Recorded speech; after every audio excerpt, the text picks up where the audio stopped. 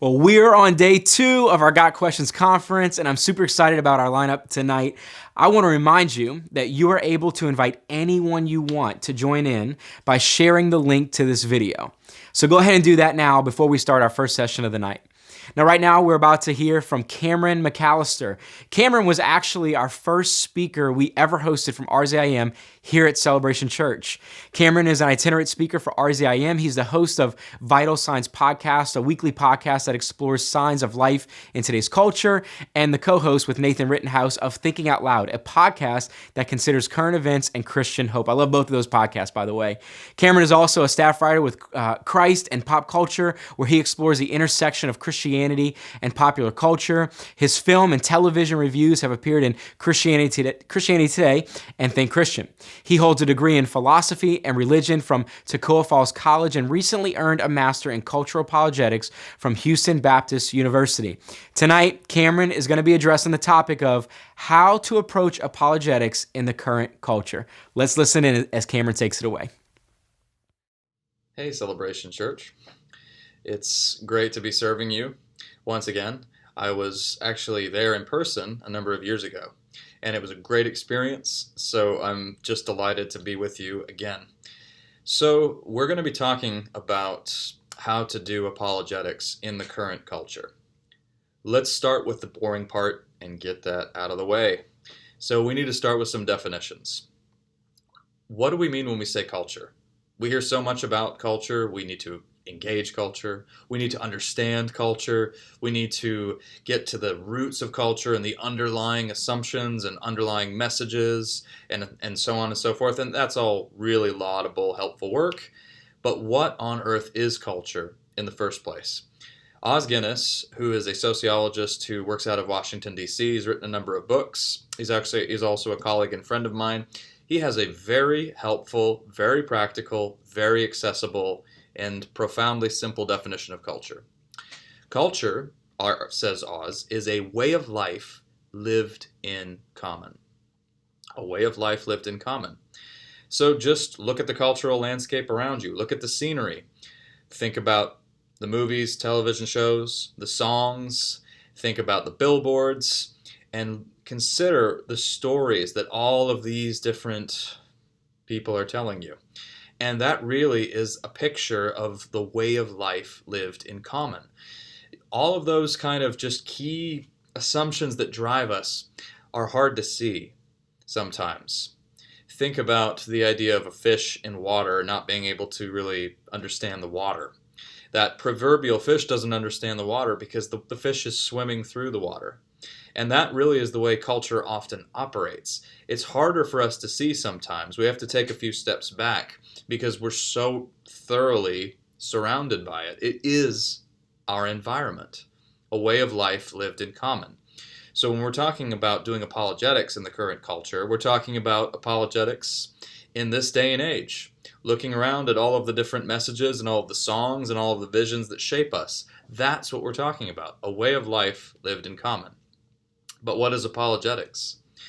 So when it comes to apologetics, we've got a great advantage and a great disadvantage together. And the source is the same for both the advantage and for the disadvantage.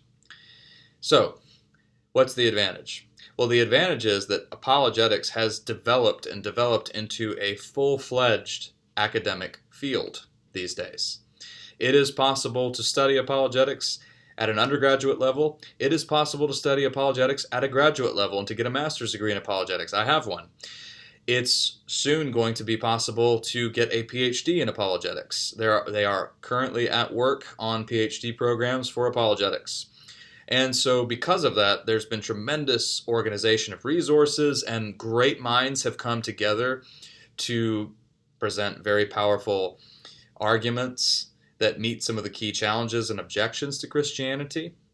So there's been some great constructive work, and there's great organization and focus that's come as a result of this. So this is good. This is great. The resources that are available to you now are really impressive. But it's also a disadvantage. And the reason for that is that it tends to, because of this amount of academic specialization and formalization, it tends to give the impression that apologetics belongs to experts alone, and that to be an apologist, you have to be an expert. Well, friends, I'm here to tell you that that simply cannot be the truth if what Scripture tells us is true. So the key apologetic verses are 1 Peter 3:15 through 16. These are the most explicit verses on the command of apologetics. And they go like this: "But set apart Christ as Lord in your hearts, always being prepared to give a defense to anyone who asks you, to give a reason for the hope that is within you. Do this with gentleness and respect." So notice, first of all, that Peter, by the way, is assuming people will ask you questions. And that's a very good assumption, because if you've set apart Christ as Lord in your hearts, well, that means that you are living a life devoted to Christ. That means He is your master. That means you obey His commandments, not just because you recognize it as an obligation, but because you love Him. That means that you don't believe that you are your own. You don't believe you're the master of your own destiny. You don't believe that you shape your life however you want. To go back for a second, that's by the way, those are assumptions of our way of life lived in common, by the way. Those are key cultural assumptions of our age, that you are your own and that you shape your own destiny. If Christianity is true, both of those are completely false. You're not your own, and you are not self-made. Your identity is not self-made. Christ has made you for Himself. So if that's true, if you're living your life with those assumptions, and if you're living out those assumptions in word and in action, people will ask you questions. And this commandment is for everyone. It's not just for the experts. So, apologetics is simply the deeply practical command to be able to talk about the most important relationship in your life, your relationship with your Lord and Savior, Jesus Christ. And not all of us are going to be doctors, lawyers, and scientists, and poets, and politicians, and we don't have to be. But thank God for the doctors, lawyers, poets, and scientists, and politicians who are Christians and who are highly articulate and who use their gifting in the service of the church. We're very grateful for them, and we need them. But that's not all of us. So my hope is that this definition of apologetics as the basic command to be able to talk about the most important relationship in your life is deeply liberating to you. Now, you do this to the utmost of your capabilities, and you do this not just with your words, but also with your actions. You live this out, and it's that living out aspect that these days is going to invite questions so much, because people will want to know why you are the way you are. But as an apologist also, some of us who are called to more frontline work, and that's part of what I do as a frontline apologist, that just means that I'm doing what I'm doing now. I'm in front of audiences, sometimes Christian audiences, sometimes not Christian audiences, sometimes skeptical audiences. What that means is also we want to draw on the resources that we have at our disposal. We want to draw on our gifts to do research and to think. And I want to put this in non-abstract terms because I think it's helpful to recognize this. When we're dealing with some of the more cerebral aspects of apologetics, some of the objections and some of those difficult arguments, it runs the risk of once again making us think that we're dealing only with intellectual ideas, we're dealing only with matters of the intellect and with arguments. And that's really not how human beings work, as we'll see as I go forward. We need to remember that what we're doing is actually intellectual servanthood. So if I'm doing research on a topic that I personally don't really have much interest in, or that I find really harmful and damaging and painful to think through, but I'm doing so because somebody has a question about it, because I have to speak on it, or because somebody I love is tempted by it, seduced by it, that's an act of love. That's an act of neighborly love. So what I'm trying to do here is to restore a deeply practical vision of apologetics. That really it's your articulacy, your ability to talk about the most important relationship in your life, your relationship with Christ. And the whole way that you're living your life will spell this out and invite those questions. And some of those questions will be difficult, but all of them will really turn on the central question of why are you the way you are. That's it's hard to hear that expression and not think of the show The Office, by the way. But they want to know what makes you tick. Why are you living as though, in our own age, as though you don't shape your own destiny? You're living a life totally surrendered to somebody else. You're living, you admit that you can't do it on your own and that you're a fallen sinner and that you desperately need God's grace. These are not really confessions that are very palatable with the climate of our age. And yet, as a Christian, I think they're absolutely central to reality. And when you live your life on the basis of your surrender to Christ, people will ask you questions. And the command is to be ready for those questions and to be willing to answer them. And so that's what we're going to talk about. What does it look like to answer those questions that come as a result of our relationship with Christ in today's culture? So in order to do that well, I'm going to give you 3 C's, because I just got to go into organized speaker mode here, especially since I'm on a lecture here on a computer screen, and I don't have the dynamic of a live audience. But the 3 C's are: how do we do apologetics in our current culture? We got to do apologetics with creativity, consistency, and finally courage. Creativity, consistency, and courage. Creativity. Why is it that we need to be creative nowadays? Well, in a word, what we need to do is we need to be interesting. We need to draw our listeners in. And one of the key aspects of doing that is to recognize that human beings really are driven by stories and narratives rather than just inert messages. So I'm going to draw from a philosopher right here, and you know, you'll hear a lot of quotes here, and that's okay.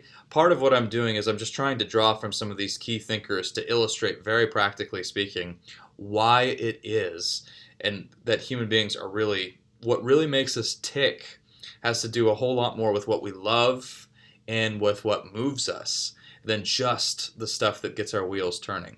So Charles Taylor, whose massive book, A Secular Age, big doorstop of a book, kind of really opened the doors to new lines of thinking here.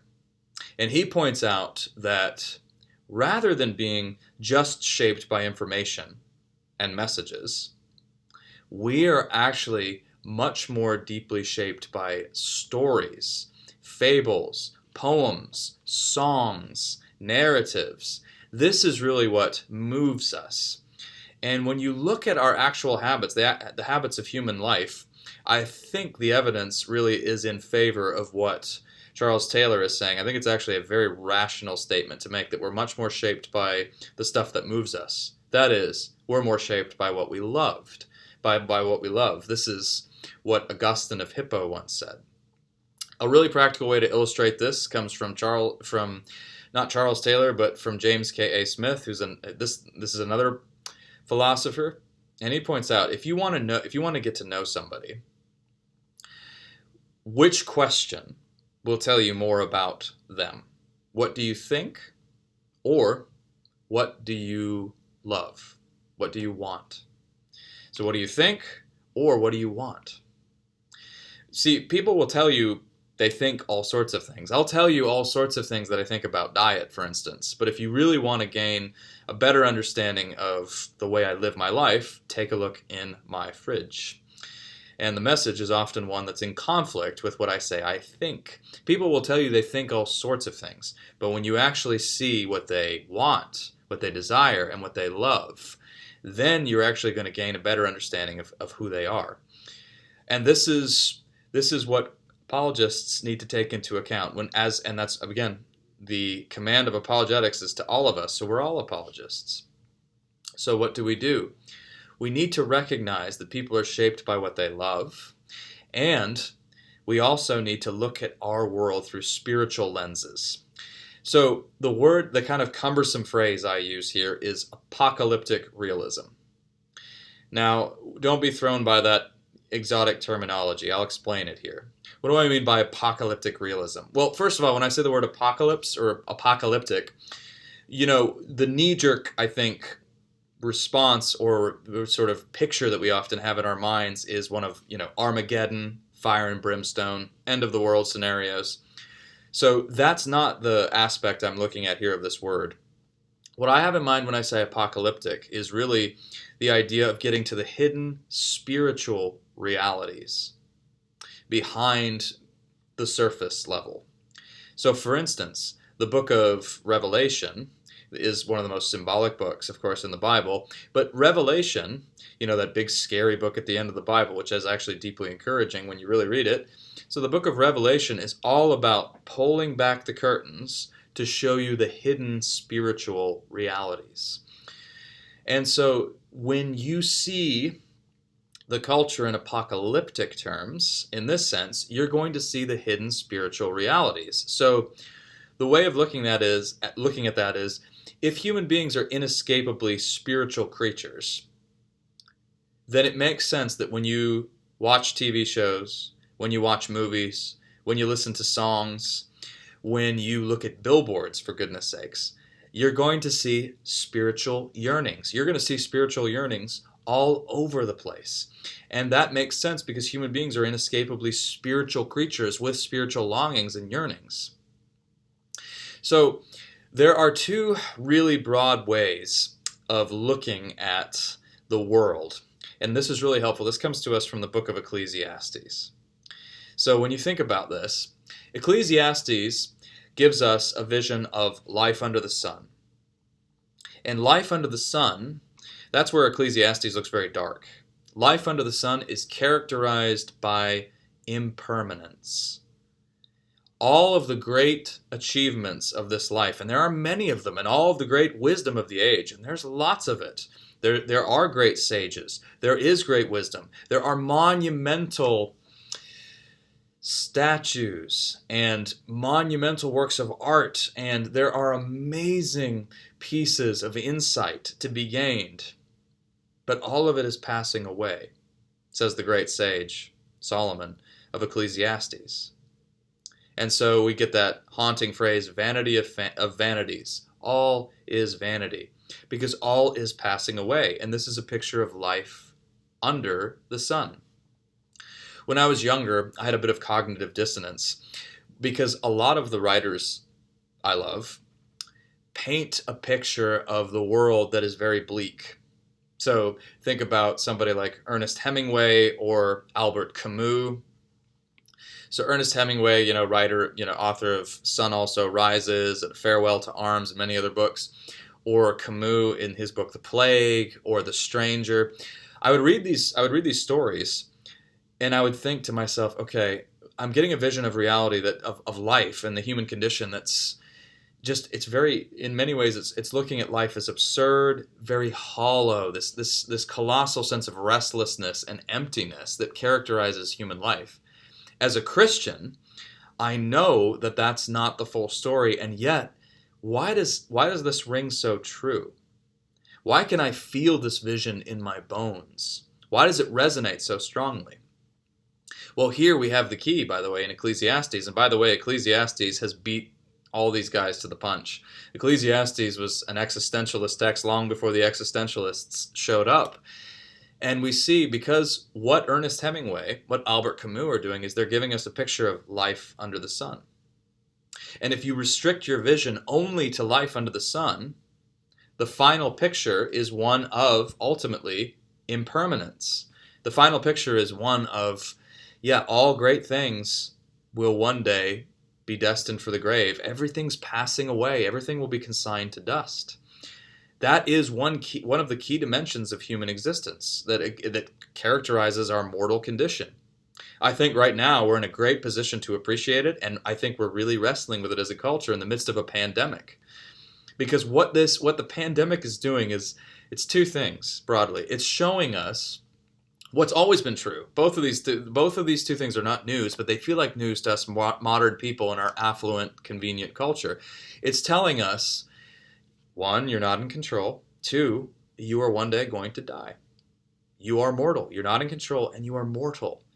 You see, when you really wrestle with those two features of human life, you're going to get a picture a lot like Ernest Hemingway's. You're going to get a picture a lot like Albert Camus if you only look at life under the sun.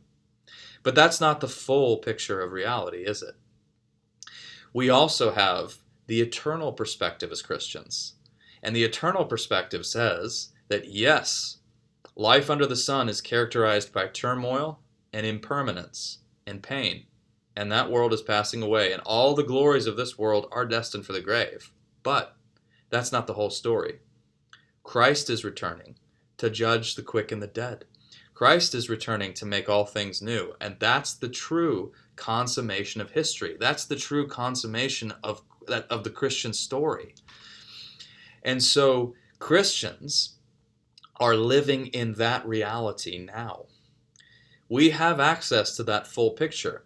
And that's why, friends, it's possible to be animated by a powerful hope that doesn't fit into this world. Because this world, if you fixate your gaze just on this world alone, it's a picture, I think the ultimate takeaway is one of despair and vanity of vanities. But in spite of ourselves, we often react against that. Notice that Ernest Hemingway still had enough optimism in his bones to commit these pictures of impermanence and restlessness and pointlessness to paper. Why would he do that if all is pointless? Something in him still is crying out to make this known. Something still demands a legacy. Think about somebody as secular as Professor Richard Dawkins, author of The God Delusion, and notoriously opposed to Christianity in particular. Yet, what's the title of Professor Dawkins' autobiography? It's Appetite for Wonder. Dawkins is motivated by spiritual yearnings. I know he would bristle at that statement, but he is. He's deeply interested in the intricacies of this world, and he's animated by the beauty of the natural sciences to open up this world, to show us more of the complexity and the power and the beauty. You see, even there's a recognition that there's more to life than meets the eye, that life under the sun doesn't tell us the full story. And Christian apologists recognize this, and they begin to see this pattern in the culture. We have a beautiful picture of it when we look at the Apostle Paul in Acts chapter 17. So in Acts 17, Paul finds himself waylaid in Athens. This is his second missionary journey, and he's in the cultural epicenter of Athens. And he's at the Areopagus, and he's mixing with the key influencers of his age, the poets, the philosophers, the people who shape that culture. Now, I want you to notice something here. When you go to Acts 17, you'll notice he does not want to talk to them about ideas right away.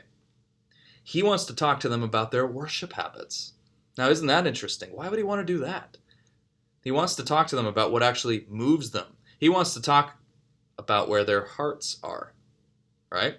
See, Paul recognizes that human beings are shaped by what moves them. And so he said, as I was walking through your city, I noticed that you are very religious in all respects. And I couldn't help but notice this altar with the inscription, to an unknown God. Now let me pause here for a second and say that Paul, unlike a lot of I think the modern impulse in a lot of us apologists would be, aha, you've found the idol, critique the idol immediately. Begin to talk about the false assumptions there, talk about the faulty reasoning, talk about why this is incorrect. But he doesn't do that. Paul doesn't begin with condemnation or critique at all. Paul begins with a word of affirmation. I think that might make some of us nervous sometimes. But why is he doing it? Because he's recognizing that at least this altar, at least here, we have an indication that these people, these men and women, recognize that there's more to life than meets the eye. They recognize they've got an apocalyptic vision of the world, that there are hidden spiritual realities behind the curtain, so to speak. And so Paul, he acknowledges that. He affirms that. I notice that you are very religious in all respects. But he doesn't stop there. He doesn't stop there. Then he begins to move beyond that altar. And he says, in effect, that the altar doesn't go far enough. And he begins to talk about the resurrection of Christ. And at that point, he loses some members of his audience. Some people are persuaded, others are not persuaded at all, and others are really interested and begin to wrestle. Isn't this the experience of all evangelists, right? When you move beyond, if you talk about, human beings are very spiritual, people like to hear that. People have always liked to hear that. In our own day and age, the phrase that still is used is, well, I'm spiritual but not religious. And that's such a deeply human intuition. I like the idea of some impersonal or ambiguous spiritual reality because then essentially I have a lot more freedom. It's still up to me and I can shape it or I can look at it however I want. It's largely subjective. But when you move to specifics, things get more complicated. When you actually talk about Jesus Christ and his resurrection, now you're talking about the one who says, no, you belong to me. And I'm not some impersonal force out there. I am God come to find you and to claim you. And you belong to me. I made you. I know you better than you know yourself. You don't know who you are. I know who you are. Well, that is something else entirely. That actually has a claim on you. That carries with it the burden of responsibility. That is something else entirely, something much more potent and powerful. There's an amazing passage in C.S. Lewis's book Miracles where he talks about there comes a time where those who have been playing at religion and talking about kind of, different spiritual realities, and I'm interested in all these spiritual forces, and I'm very spiritual, when the image he gives is of a fishing line in the water, and suddenly something alive is tugging on it. And then there's suddenly the recognition that whatever is tugging is actually powerful, independent, not part of my will. What if actually as you're playing these games, or you're on a spiritual search, you really are on a quest, what if you actually really find what you're looking for? The living God, the fearsome living God who loves you more than you could possibly imagine and loves you fiercely. That is something else entirely. That's a real claim on your life, on your very life. And friends, as Christian apologists, that's the God we preach. We preach Christ and him crucified.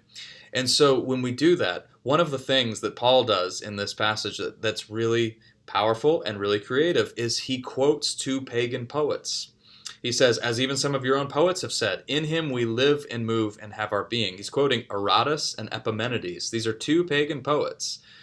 So he's seizing on the deep spiritual insight of these two pagan voices to help draw his audience in and to help show them the truth of the gospel. And friends, when we're being creative, when we're talking to men and women who are primarily really shaped by what moves them and by what they love in a culture that is just saturated in imagery, what we are doing is, in effect, giving some variation of that phrase, as even some of your own poets have said. And I think especially when we're talking to younger people nowadays, I don't think it requires too much argument. I don't think there's that much that needs to be said now to convince people that movies, television shows, and music, that all of this gives us powerful spiritual imagery, powerful spiritual messages, whether we're talking about Kendrick Lamar or we're talking about a movie like Interstellar or The Matrix, or even the recent horror film The Witch, which is a deeply spiritual film with lots of insights to offer.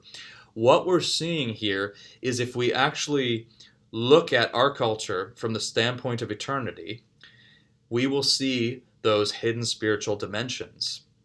And you can reach people on an imaginative level and draw them in. And this is what Paul does. So as Christian apologists, what we're doing is we're giving variations of the phrase, as even some of your own poets have said. But we don't stay there. We don't stay with the altar to the unknown God. We move beyond that altar then to proclaim Christ and him crucified and him resurrected. And if your eyes are open to culture from the standpoint of eternity, you are going to see altars to unknown gods all over the scenery. In our music, in our movies, on our billboards, you will see it over and over again.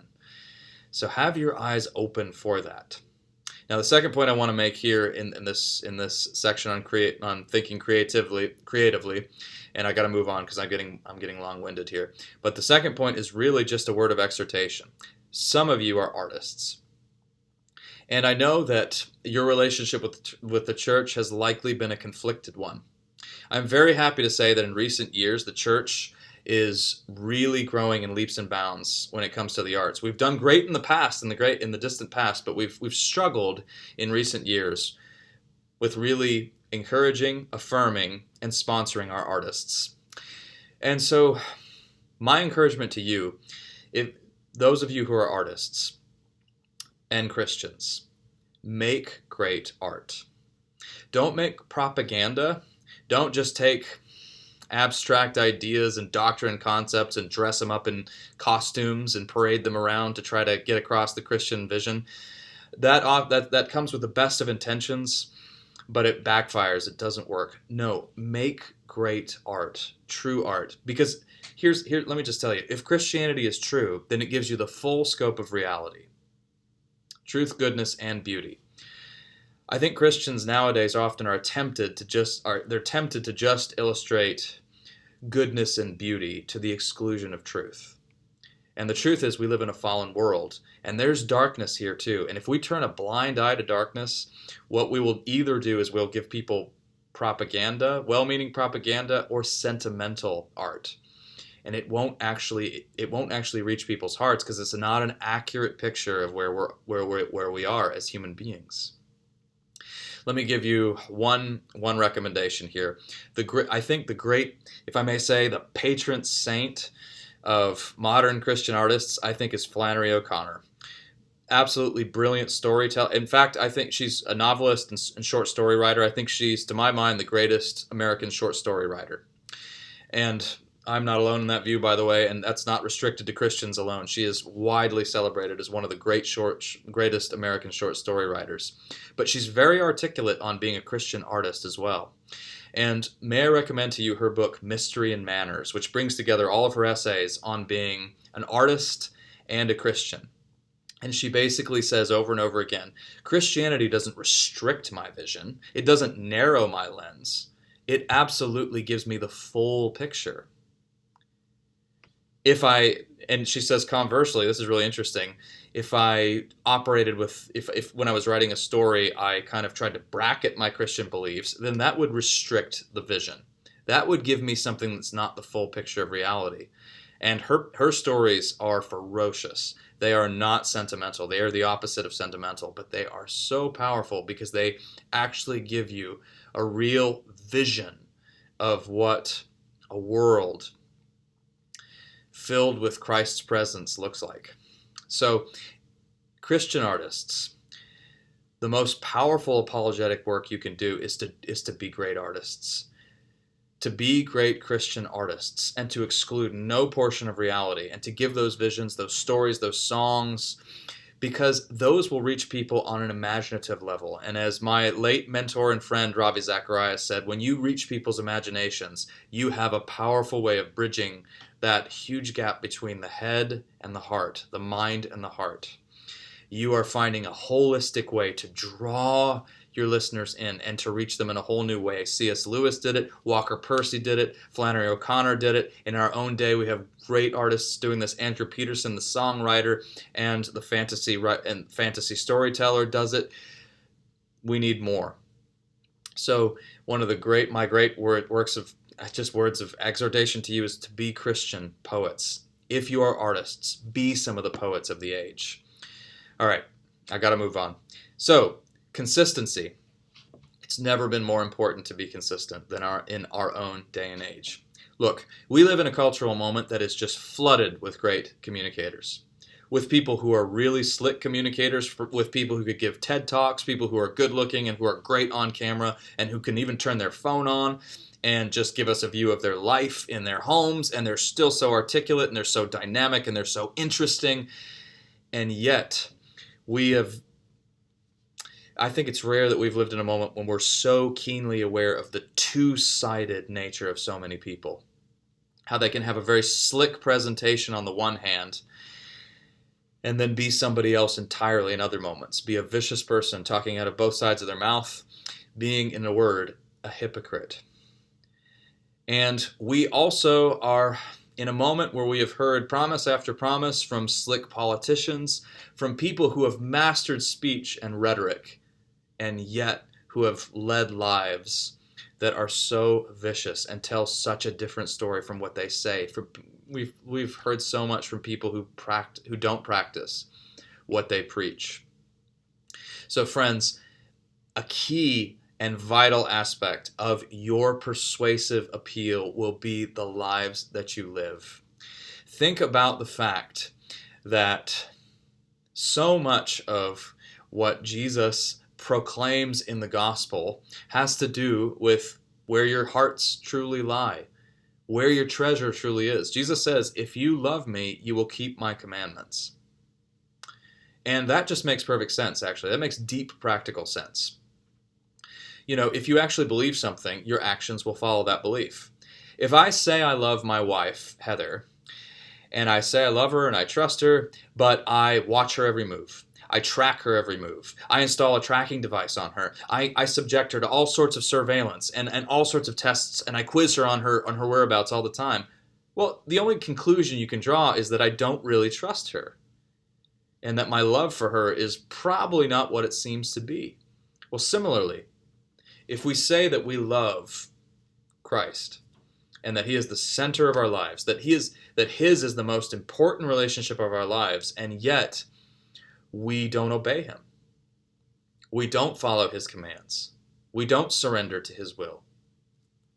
The logical conclusion that people will draw is that you don't truly believe in him. You don't truly follow him. A number of years ago, in 1998, I believe, the scholar Craig M. Gay, who teaches at Regent College, wrote a book where he has a very haunting phrase, practical atheism. Now, what he means by practical atheism is just this. And he says it's the distinctly modern temptation of our own day. And that temptation is to live for, and this is very characteristic of many people who call themselves Christians, but it's to live as though God doesn't exist. So you may go to church on Sunday, you may go to conferences, you may go to the occasional prayer retreat, but when you're out of those settings, many of us live as though God is not real, as though God does not exist. We do whatever we want. We live our lives as though our lives belong to us, as though we're the ones in control, as though we're the ones calling the shots. We do whatever we want. We live as though God is not real. I've been thinking a lot more about Luke chapter 12. Luke chapter 12 is a chapter punctuated by just great urgency and definitely apocalyptic realism. And Jesus does something really interesting when he gives us a parable. So just to skip back for a second to that creativity section, notice that Jesus often paints pictures for us. He uses so much imagery. He gives us parables to illustrate what he's saying so that we will understand him in a holistic sense. He's in his Middle Eastern context, that makes perfect sense. He's giving a holistic picture. And he does that in this chapter. So he talks about a head servant who is put in charge of all the other servants of a master's house. The master puts this head servant in charge. And the master charges him with the responsibility of the household and all the other servants. And he says, all right, I'm going away for an indeterminate amount of time. And while I'm gone, you're in charge. I will be back at some point, but you know the order of the household. Here's how you do it. I'll be on my way and I'm on my journey. And so as this master is gone, as the time increases, this servant becomes increasingly bold and begins to basically do whatever he wants. He doesn't think his master's going to come back anymore, so he lives his life as though his master is not going to come back anymore. And he gets drunk, he abuses the other servants, he beats them, and then the master comes back and catches him unexpectedly and punishes him severely. And Christ says, in effect, this is a picture of our world. This is our reality. As Christians, we live in what the theologian Thomas Oden once called a cosmic parenthesis, the ... between two great events, Jesus' ascension and his eventual return, to judge the quick and the dead and to make all things new. And so we have Christ's commands to love the Lord our God with all our heart, soul, mind, and strength, and to love our neighbor as ourself, and to go into all the world and to preach his message, baptizing people in the name of the Father, the Son, and the Holy Spirit, making disciples of all men. We have those orders, those commands from the Lord, and we await his return. And it says over and over again in Luke chapter 12, be ready. Don't be caught unawares. Don't be caught drunk, and meaning drunk in a much deeper sense. Don't be caught deluded by the spirit of your own age so that you're out of touch with the reality that you are in a world awaiting the return of the King and awaiting his judgment. And recognize that, yes, this world is passing away. See, that's where that life under the sun vision can come in handy, because we need to recognize the impermanence of the world as it right now is. But we also need to recognize the full picture, that life from the eternal perspective means that Christ is on his throne and he is returning to give us a new heavens and a new earth. So that's the picture here. So we need to be ready, and our behavior needs to reflect that readiness. What does your life look like in the week, on Monday through Saturday? Are you living as though Christ is real? Or do your actions betray the idea that you really don't think he's real? It's just a spiritual idea, and it's a good one, and there's some good idealism there, but in the end, we got to get practical and get down to brass tacks and just be invested in this world alone. Well, that's a secular view. That's life under the sun alone. It's not the Christian vision. If we love Christ, we will keep his commandments, and we need to live out that faith. That, once again, to go back to what Peter says in 1 Peter 3, 15 through 16, when the questions come, he's assuming those questions are coming, and they come because you've set apart Christ as Lord in your heart. So that consistency is absolutely key, because that consistency is what's going to spell out your conviction that you belong to Christ, and that he is your master, and that he is your Lord, and that you obey him, and that the greatest achievement of your life is to surrender to him, that you are a broken, hopeless sinner apart from him, and that you deserve eternal condemnation. See, these are not assumptions that gel well with our cultural scenery. They put you at odds with the culture, and that's as it should be. But remember, we're also commanded to meet these challenges with gentleness and respect. So we're not fighting a culture war here.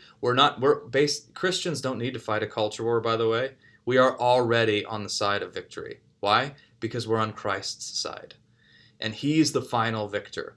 And he's the one who will decisively bring the judgment. We don't bring the ultimate judgment to anybody. I'll talk about this more in my talk on hypocrisy. We are not the ultimate judges of anybody's hearts. Only Christ is.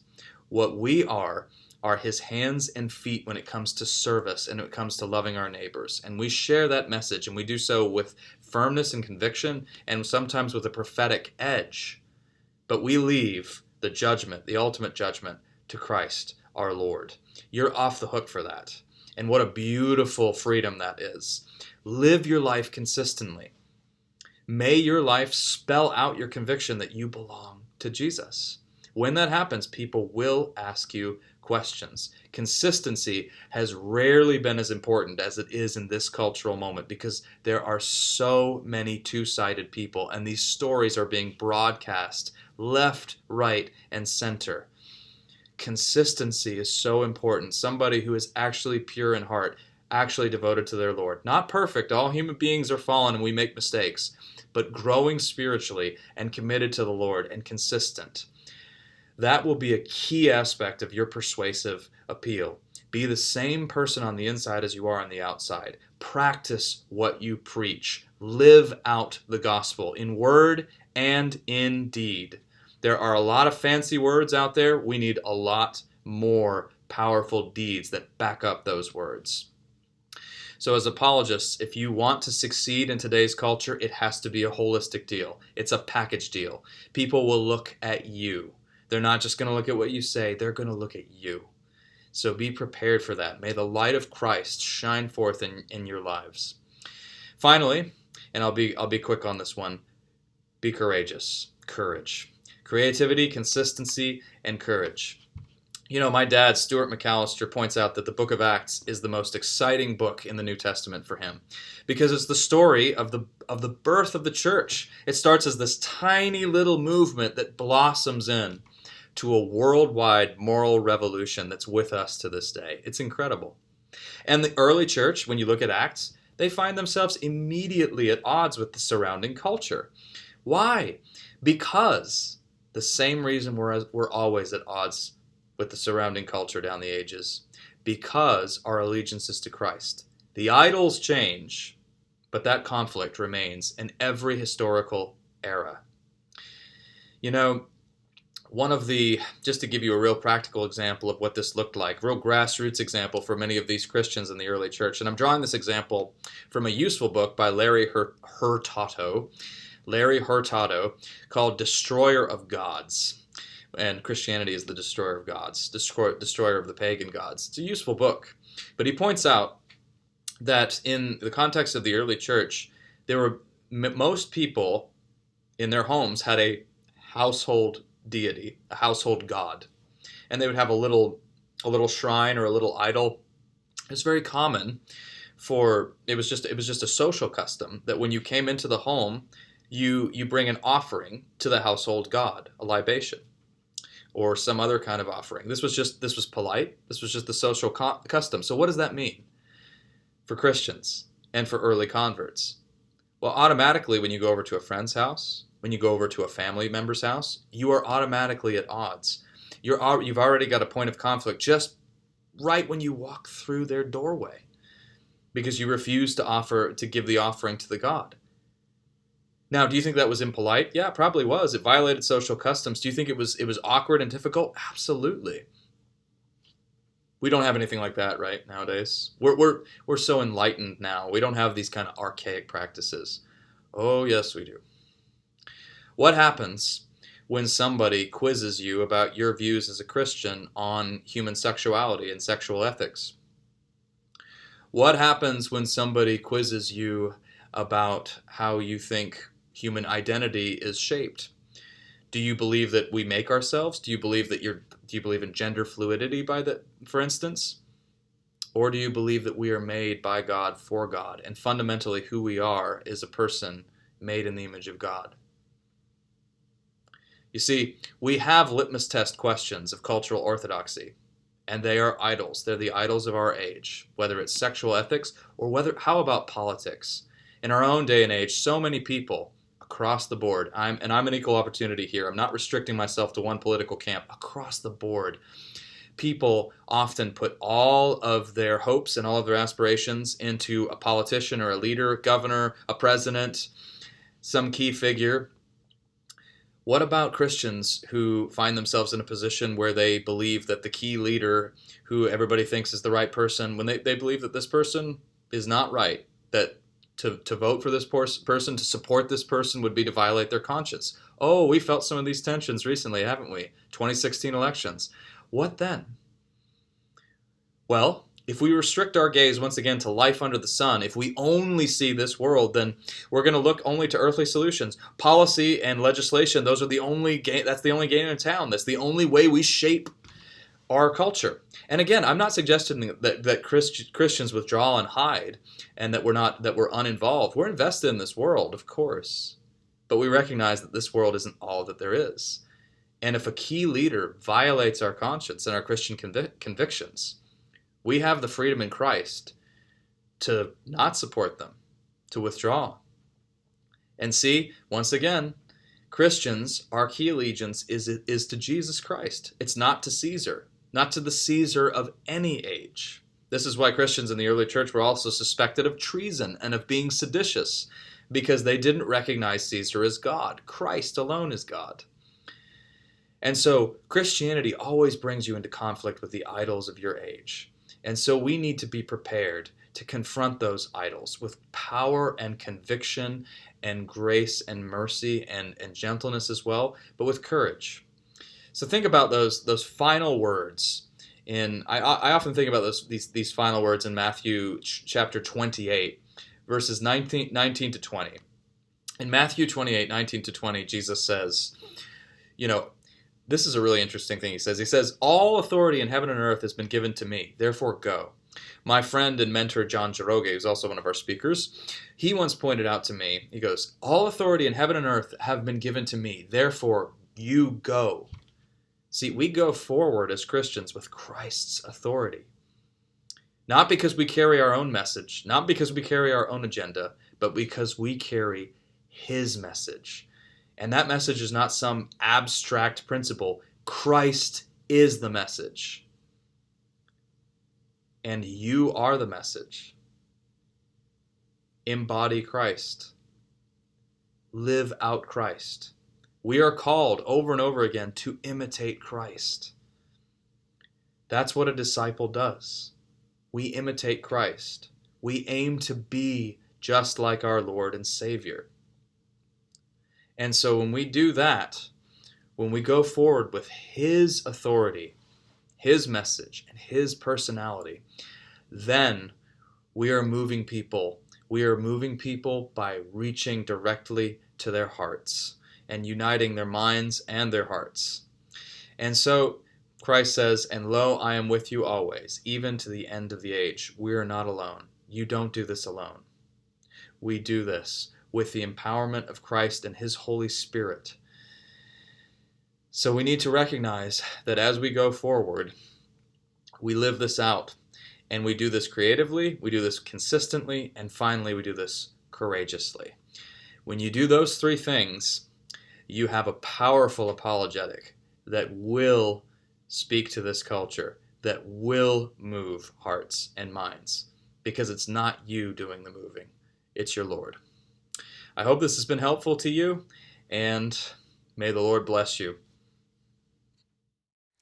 Well, thank you, Cameron. That was informative and helpful. I know that I'm going to be applying what I just heard, and I hope that you will do so as well. We're going to go ahead and take a short break before starting our next session. Make sure that you're back here at 8 p.m. as our next speaker, Lou Phillips, attacks the subject of loneliness.